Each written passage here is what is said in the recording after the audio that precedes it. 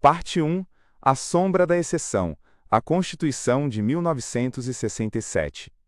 Olá, eu sou Daniel e retomamos nossa jornada pela história dos direitos humanos no Brasil.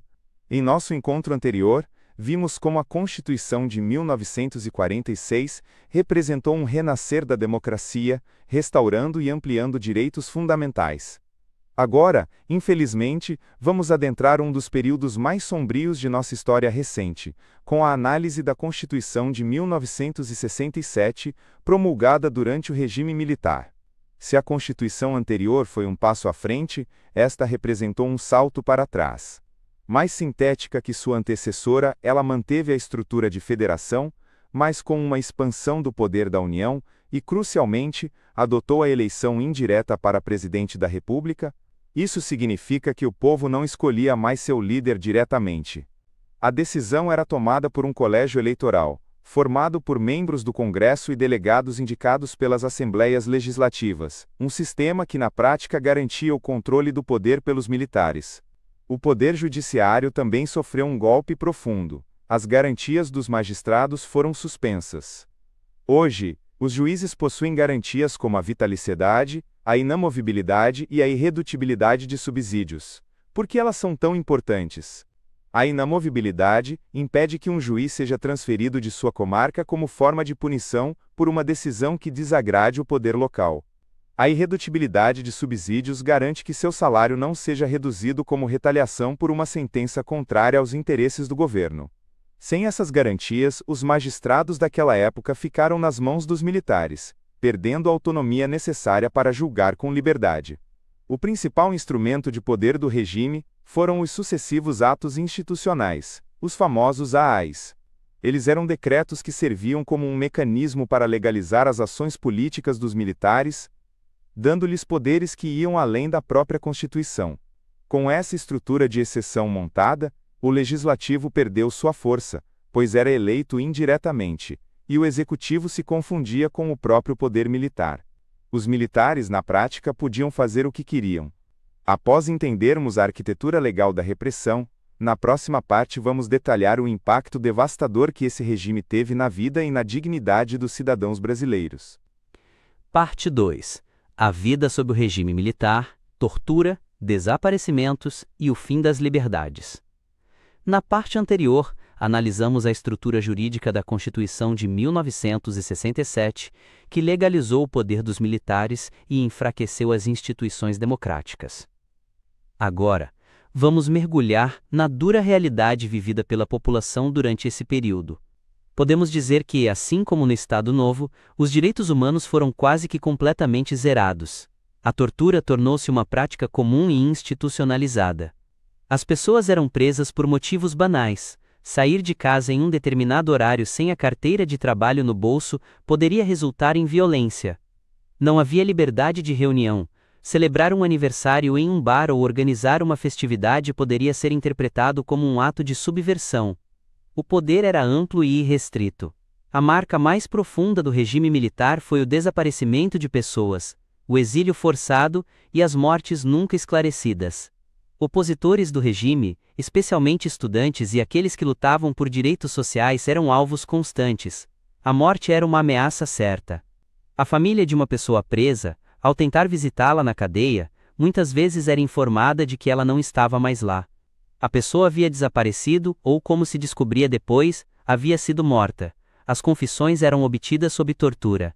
A violência era tamanha que muitas vítimas, para cessar o sofrimento, acabavam confessando crimes que jamais cometeram. Infelizmente, essa foi a marca do regime militar.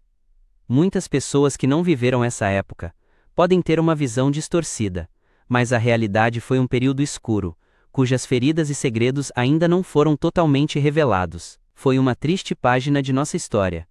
Felizmente, essa noite também chegou ao fim, e o desejo por liberdade e dignidade floresceu com uma força sem precedentes, nos levando ao momento mais luminoso de nossa trajetória constitucional. Na próxima parte, celebraremos a chegada da Constituição que é motivo de orgulho para todos nós, a Constituição Cidadã de 1988. Parte 3. A Aurora da Cidadania, o advento da Constituição de 88. Após atravessarmos a escuridão do regime militar, chegamos agora ao capítulo mais importante de nossa história constitucional, a Constituição Federal de 1988, popularmente e com toda a justiça conhecida como a Constituição Cidadã. Por que cidadã? Porque ela é uma Constituição do povo e para o povo. Nela, o direito não tem limitações arbitrárias, ele irradia para proteger a todos. O tema central, o coração pulsante deste documento é a dignidade da pessoa humana. Esse princípio é afirmado desde o seu preâmbulo, que anuncia a inviolabilidade da liberdade, é estabelecido como um dos fundamentos da República em seu artigo 1º e reafirmado no artigo 5º, que declara inviolável o direito à vida, à liberdade, à segurança e à igualdade.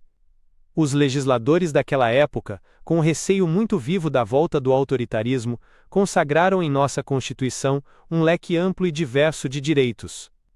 E, em uma de suas decisões mais sábias, eles colocaram a dignidade da pessoa humana como o princípio que ilumina todos os outros. Muitos juristas e pensadores já tentaram definir a dignidade da pessoa humana.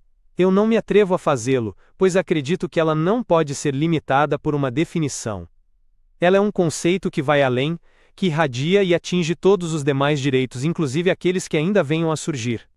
Ninguém consegue defini-la em poucas palavras, mas todos nós sabemos quando nossa dignidade está sendo respeitada e, principalmente, quando ela está sendo violada. É algo inerente, natural, que nasce conosco. Embora todos os direitos sejam importantes, gosto de dizer que a dignidade da pessoa humana é o mais irradiante, aquele que sentimos, que vivemos e que expressamos no nosso dia a dia quando dizemos: "Você está ofendendo a minha dignidade". Com este princípio como nossa bússola, a Constituição Cidadã nos devolveu as ferramentas para sermos de fato cidadãos. Na próxima parte, veremos como esse princípio fundamental se manifesta em direitos práticos que exercemos todos os dias. Parte 4. A dignidade na prática, as liberdades da Constituição Cidadã. Na parte anterior, estabelecemos a dignidade da pessoa humana como o coração da Constituição de 1988. Agora vamos ver como esse princípio abstrato e irradiante se transforma em direitos concretos que moldam a nossa vida em sociedade. O primeiro e mais visível desses direitos é a liberdade de expressão. Hoje, se você não concorda com as políticas do governante de plantão, você tem o pleno direito de dizer que é contra. Você pode apontar os defeitos e as qualidades, os pontos positivos e os negativos de qualquer gestão. Você pode defender um modelo de governo de esquerda ou de direita, pode expressar suas preferências e suas críticas. Durante o regime militar isso era impensável. Outro pilar é o sufrágio universal. Hoje, mulher vota, homem vota, pobre vota, rico vota, negro vota, branco vota, indígena vota.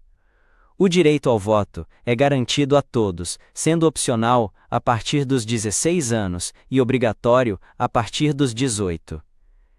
A cidadania política foi, finalmente, universalizada. Temos também o direito de exigir serviços públicos de qualidade. Se você não foi bem atendido em um posto de saúde, você pode e deve reclamar nos portais adequados. É seu direito, garantido pela Constituição Cidadã, ser tratado com urbanidade e respeito por qualquer agente público. A Constituição também nos deu mecanismos de controle sobre os governantes. Se você considera que o presidente da República está cometendo atos arbitrários ou ilegais, você, através de seus representantes eleitos, pode propor um processo de impeachment. Essa é a manifestação máxima da soberania popular. Hoje, podemos dizer com orgulho que o Brasil serve de referência para outros países em matéria de direitos humanos. Somos conhecidos por respeitar a pessoa e por ter uma das constituições mais avançadas do mundo. Viver sob a Constituição Cidadã é viver em liberdade. Tendo celebrado as conquistas de nossa Carta Magna, na próxima e última parte, vamos dar um passo atrás no tempo para entender as sementes históricas que floresceram em 1988, analisando duas declarações que mudaram o mundo. Parte 5. As sementes da liberdade, Virgínia, a Revolução Francesa e seus legados. Até agora, focamos em nossa trajetória constitucional. Na nossa parte final, Vamos brevemente explorar alguns dos eventos históricos internacionais que foram fundamentais na construção global dos direitos humanos e cujos princípios ecoam até hoje em nossa Constituição Cidadã. Começamos com a Declaração de Direitos da Virgínia nos Estados Unidos de 1776. De forma resumida, ela impunha o respeito aos direitos naturais dos homens. Escrita pelos congressistas do estado da Virgínia, ela estabeleceu a proteção à vida, à liberdade, à propriedade e, de forma muito inovadora para a época, a procura pela felicidade. Pode causar estranheza lermos sobre o direito à procura da felicidade, mas em um tempo de opressão, muitas pessoas simplesmente não tinham esse direito. A proteção à vida também foi um marco. Naquela época, infelizmente, era comum que uma pessoa poderosa pudesse tirar a vida de um desafeto e ficar impune. A Declaração da Virgínia afirmou que a vida é um bem a ser protegido. Pouco depois, inspirados por esses mesmos princípios, os franceses deram início à Revolução Francesa. O povo, cansado das arbitrariedades da monarquia absolutista, iniciou um longo processo revolucionário para instalar um governo baseado no consentimento popular. A Revolução Francesa é, para mim, um dos movimentos mais marcantes da história, pois mostrou ao mundo o poder que o povo tem. A queda de um regime tão forte como o da monarquia francesa demonstrou que, se o povo quiser, ele pode conquistar a mudança. As consequências da Declaração dos Direitos do Homem e do Cidadão, fruto dessa revolução, foram imensas. Todos os homens livres com idade acima de 21 anos que pagassem impostos, ganharam o direito de votar. Protestantes e judeus tiveram sua liberdade religiosa e profissional reconhecida. A escravidão foi abolida, ainda que temporariamente, no país e nas colônias. E as mulheres adquiriram novos direitos, como o de serem proprietárias de imóveis e de se divorciar. Ponto de ancoragem. Para concluirmos, lembre-se destes 3 pontos. Primeiro, a Constituição de 67 foi um regime de exceção que suprimiu direitos. Segundo, a Constituição de 88 é a nossa Constituição Cidadã, baseada na dignidade da pessoa humana. E terceiro, nossas liberdades de hoje foram inspiradas em lutas históricas, como as da Virgínia e da França. Pense nisso como uma árvore. As declarações históricas foram as sementes, e a nossa Constituição Cidadã é um dos seus frutos mais robustos. Reflita: como o medo do autoritarismo moldou a generosidade de nossa Constituição atual? Agradeço a companhia, e encerramos aqui nossa aula.